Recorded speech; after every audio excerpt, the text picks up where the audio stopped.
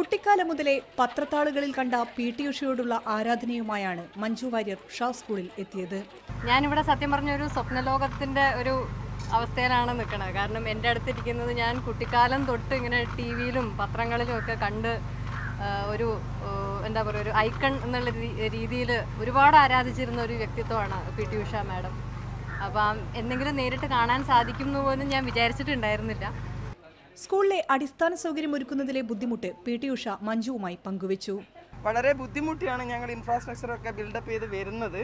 അപ്പോൾ ഇതൊക്കെ കണ്ട് ഞങ്ങളുടെ രീതിയിൽ ഞങ്ങളൊപ്പം നിന്ന് നിൽക്കുകയാണെങ്കിൽ എനിക്ക് തോന്നുന്നത് ഞങ്ങൾക്ക് കൂടുതൽ റിസൾട്ട് നമ്മൾ ആഗ്രഹിക്കുന്ന റിസൾട്ടിലേക്ക് എത്താൻ പറ്റുന്നതാണ്. ഉഷയുടെ ആഗ്രഹങ്ങൾക്ക് മഞ്ജുവിൻ്റെ വക കൈത്താങ്ങ്.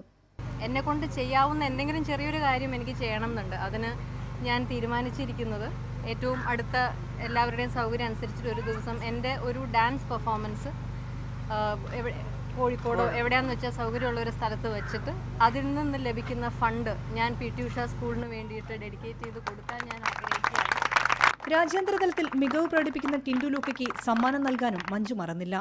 ഉഷ സ്കൂൾ മുഴുവൻ കണ്ട് കായിക താരങ്ങളോടൊപ്പം ഫോട്ടോയും എടുത്താണ് മഞ്ജു വാര്യർ മടങ്ങിയത്. മീഡിയ 1 കോഴിക്കോട്.